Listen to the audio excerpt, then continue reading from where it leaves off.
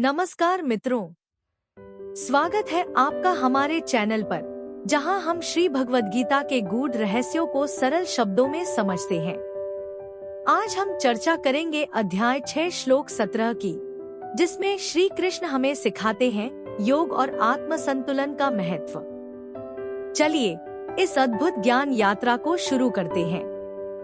पिछले वीडियो में हमने अध्याय 6 श्लोक 16 का अर्थ समझा, जहां श्री कृष्ण ने असंयमित जीवन के परिणामों के बारे में बताया था। आज हम उससे एक कदम आगे बढ़कर संतुलित जीवन के लाभों को जानेंगे। आज हम चर्चा करेंगे अध्याय 6 श्लोक 17 पर, जिसमें श्री कृष्ण हमें बताते हैं कि संतुलित आहार, श्रम और ध्यान से हम कैसे योग में सफलता प्राप्त कर सकते हैं। हम लेके आए हैं आपके लिए एक खास ऑफर। अधिक जानकारी के लिए बने रहे हमारे साथ। श्री हरि बोलो। ग्रंथराज श्रीमद् भगवद गीता जी की जय। श्री परमात्मने नमः। गीता सुगीता कर्तव्या किमन्यः शास्त्र विस्तरया, या स्वयं पद्मनाभस्य मुख पद्माद्विनीयः श्रिता। अथ ध्यानम्। शांताकारं भुजग शयनं पद्मनाभं सुरेशं विश्व आधारं गगन सदृशं मेघवर्णं शुभांगम। लक्ष्मीकांत कमल नयन योगिभी ध्यान गम्यम वंदे विष्णु भव भयहरम सर्व लोकैकनाथम। यम ब्रह्मा वरुणेन्द्र रुद्रमृतः स्तुन्वन्ति दिव्यैः स्तवैर्वेदैः सांग पद क्रमोपनिषदे गायन्ति यं सामगाः। ध्यान अवस्थित तद्गतेन मनसा पश्यन्ति यं योगिनो यस्यान्तं न विदुः सुर असुरगणा देवाय तस्मै नमः। वसुदेव सुतं देव कंस चाणूरमर्दनम्। देवकी परमानंदम कृष्ण वंदे जगद्गुरुम। भगवत गीता अध्याय 6 श्लोक 17। श्लोक 17। युक्ताहार विहारस्य युक्त चेष्टस्य कर्मसु युक्त स्वप्नावबोधस्य योगो भवति दुःखा। उच्चारण की विधि। युक्ताहार विहारस्य युक्त चेष्टस्य कर्मसु युक्त स्वप्नावबोधस्य योगः भवति दुःखा। 17।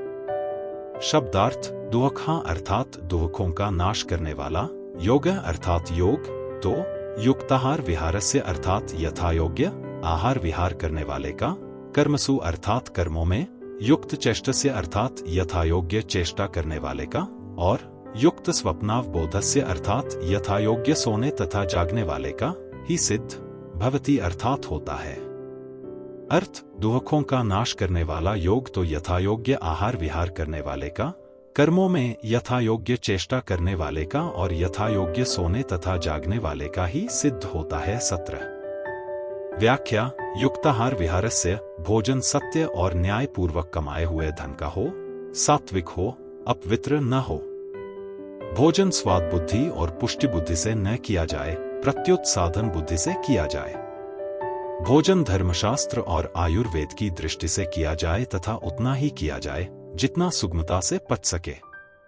भोजन शरीर के अनुकूल हो तथा वह हल्का और थोड़ी मात्रा में, खुराक से थोड़ा कम हो, ऐसा भोजन करने वाला ही युक्त यथोचित आहार करने वाला है। विहार भी यथायोग्य हो अर्थात ज्यादा घूमना फिरना न हो, प्रत्युत स्वास्थ्य के लिए जैसा हितकर हो वैसा ही घूमना फिरना हो। व्यायाम, योगासन आदि भी न तो अधिक मात्रा में किए जाए और न उनका अभाव ही हो, ये सभी यथायोग्य हों। ऐसा करने वाले को यहाँ युक्त विहार करने वाला बताया गया है। युक्त चेष्टस्य कर्मसु अपने वर्ण आश्रम के अनुकूल जैसा देश, काल, परिस्थिति आदि प्राप्त हो जाए, उसके अनुसार शरीर निर्वाह के लिए कर्म किए जाए और अपनी शक्ति के अनुसार कुटुंबियों की एवं समाज की हित बुद्धि से सेवा की जाए तथा परिस्थिति के अनुसार जो शास्त्र विहित कर्तव्य कर्म सामने आ जाए उसको बड़ी प्रसन्नता पूर्वक किया जाए। इस प्रकार जिसकी कर्मों में यथोचित चेष्टा है उसका नाम यहाँ युक्त चेष्ट है। युक्त स्वप्नावबोधस्य सोना इतनी मात्रा में हो जिससे जगने के समय निद्रा आलस्य न सताए, दिन में जागता रहे और रात्रि के समय भी आरंभ में तथा रात के अंतिम भाग में जागता रहे, रात के मध्य भाग में सोए। इसमें भी रात में ज्यादा देर तक जागने से सवेरे जल्दी नींद नहीं खुलेगी, अतः जल्दी सोए और जल्दी जागे। तात्पर्य है कि जिस सोने और जागने से स्वास्थ्य में बाधा न पड़े, योग में विघ्न न आए, ऐसे यथोचित सोना और जागना चाहिए। यहाँ युक्त स्वप्नस्य कहकर निद्रावस्था को ही यथोचित कह देते तो योग की सिद्धि में बाधा नहीं लगती थी, और पूर्व श्लोक में कहे हुए अधिक सोना और बिल्कुल न सोना, इनका निषेध यहाँ यथोचित सोना कहने से ही हो जाता।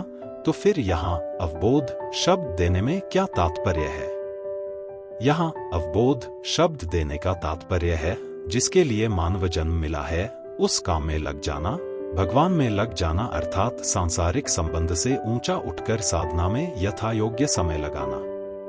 इसी का नाम जागना है।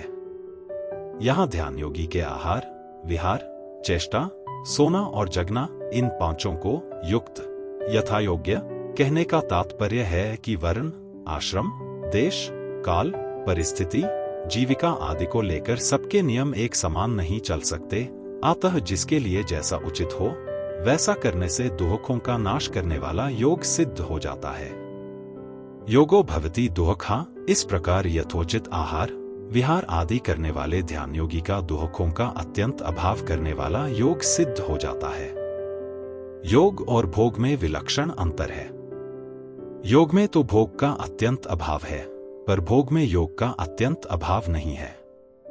कारण कि भोग में जो सुख होता है वह सुखानुभूति भी असत के संयोग का वियोग होने से होती है, परंतु मनुष्य की उस वियोग पर दृष्टि न रहकर असत के संयोग पर ही दृष्टि रहती है।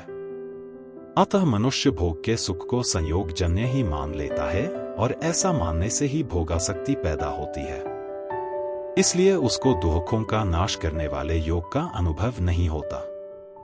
दुखों का नाश करने वाला योग वही होता है जिसमें भोग का अत्यंत अभाव होता है। विशेष बात, यद्यपि यह श्लोक ध्यान योगी के लिए कहा गया है, तथापि इस श्लोक को सभी साधक अपने काम में ले सकते हैं और इसके अनुसार अपना जीवन बनाकर अपना उद्धार कर सकते हैं। इस श्लोक में मुख्य रूप से 4 बातें बताई गई हैं: युक्त आहार विहार, युक्त कर्म, युक्त सोना और युक्त जागना। इन 4 बातों को साधक काम में कैसे लाए, इस पर विचार करना है। हमारे पास 24 घंटे हैं और हमारे सामने 4 काम हैं। 24 घंटों को 4 का भाग देने से प्रत्येक काम के लिए 6-6 घंटे मिल जाते हैं। जैसे 1 आहार विहार अर्थात भोजन करना और घूमना फिरना, इन शारीरिक आवश्यक कार्यों के लिए 6 घंटे। 2 कर्म अर्थात खेती, व्यापार, नौकरी आदि जीविका संबंधी कार्यों के लिए 6 घंटे। 3 सोने के लिए 6 घंटे और 4 जागने अर्थात भगवत प्राप्ति के लिए जप, ध्यान, साधन, भजन, कथा कीर्तन आदि के लिए 6 घंटे। इन 4 बातों के भी 2-2 बातों के 2 विभाग हैं।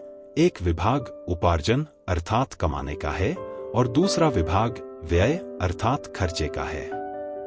युक्त कर्म और युक्त जगनाएं 2 बातें उपार्जन की हैं। युक्त आहार विहार और युक्त सोना, ये 2 बातें व्यय की हैं। उपार्जन और व्यय, इन 2 विभागों के लिए हमारे पास 2 प्रकार की पूंजी है: 1 सांसारिक धन धान्य और 2 आयु। पहली पूंजी धन धान्य पर विचार किया जाए तो उपार्जन अधिक करना तो चल जाएगा, पर उपार्जन की अपेक्षा अधिक खर्चा करने से काम नहीं चलेगा। इसलिए आहार विहार में 6 घंटे न लगाकर 4 घंटे से ही काम चला ले और खेती, व्यापार आदि में 8 घंटे लगा दे। तात्पर्य है कि आहार विहार का समय कम करके जीविका संबंधी कार्यों में अधिक समय लगा दे। दूसरी पूंजी आयु पर विचार किया जाए तो सोने में आयु व्यर्थ खर्च होती है। अतः सोने में 6 घंटे न लगाकर 4 घंटे से ही काम चला ले और भजन ध्यान आदि में 8 घंटे लगा दे। तात्पर्य है कि जितना कम सोने से काम चल जाए उतना चला ले और नींद का बचा हुआ समय भगवान के भजन ध्यान आदि में लगा दे। इस उपार्जन, साधन, भजन की मात्रा तो दिन प्रतिदिन बढ़ती ही रहनी चाहिए, क्योंकि हम यहाँ सांसारिक धन वैभव आदि कमाने के लिए नहीं आए हैं, प्रत्युत परमात्मा की प्राप्ति करने के लिए ही आए हैं। इसलिए दूसरे समय में से जितना समय निकाल सकें उतना समय निकालकर अधिक से अधिक भजन ध्यान करना चाहिए। दूसरी बात, जीविका संबंधी कर्म करते समय भी भगवान को याद रखे और सोते समय भी भगवान को याद रखे। सोते समय यह समझे कि अब तक चलते फिरते बैठकर भजन किया है, अब लेटकर भजन करना है। लेटकर भजन करते करते नींद आ जाए तो आ जाए, पर नींद के लिए नींद नहीं लेनी है। इस प्रकार लेटकर भगवत स्मरण करने का समय पूरा हो गया तो फिर उठकर भजन ध्यान सत्संग स्वाध्याय करे और भगवत स्मरण करते हुए ही काम धंधे में लग जाए तो सबका सब काम धंधा भजन हो जाएगा। परिशिष्ट भाव 16वां और 17वां श्लोक ध्यान योगी के लिए तो उपयोगी हैं ही, अन्य योगियों साधकों के लिए भी बड़े उपयोगी हैं। संबंध पीछे के 2 श्लोकों में ध्यान योग के लिए अन्वय व्यतिरेक रीति से खास नियम बता दिए। अब ऐसे नियमों का पालन करते हुए स्वरूप का ध्यान करने वाले साधक की क्या स्थिति होती है, यह आगे के श्लोक में बताते हैं। कल के वीडियो में हम अध्याय 6 श्लोक 18 की चर्चा करेंगे, जहां ध्यान की गहन अवस्था और इसकी महत्ता का वर्णन किया गया है। दोस्तों, आज का श्लोक आपको कैसा लगा? क्या आप भी ये मानते हैं कि भगवद गीता सिर्फ एक धार्मिक ग्रंथ नहीं, बल्कि जीवन जीने का एक पूरा नक्शा है?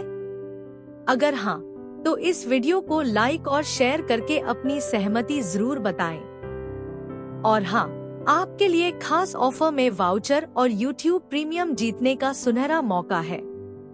बस चैनल को सब्सक्राइब करके QR कोड पर जाकर अपनी डिटेल्स भर दो और कमेंट करें। अगर आपके कमेंट पर 9 लाइक्स आए तो 2 महीने का YouTube प्रीमियम आपका। क्या बात है ना?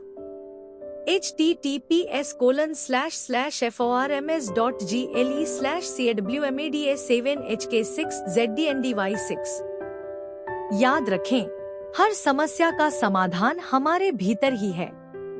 भगवद गीता का ज्ञान हमें यह सिखाता है कि हम कैसे अपने भीतर की शक्ति को पहचान सकते हैं और अपने जीवन को सफल बना सकते हैं। कल मिलते हैं एक और रोमांचक श्लोक के साथ। तब तक के लिए अपना ध्यान रखें और भगवद गीता की सीख को अपने जीवन में उतारते रहें। बोलो ग्रंथराज श्रीमद् भगवद गीता जी की जय। जय श्री कृष्ण।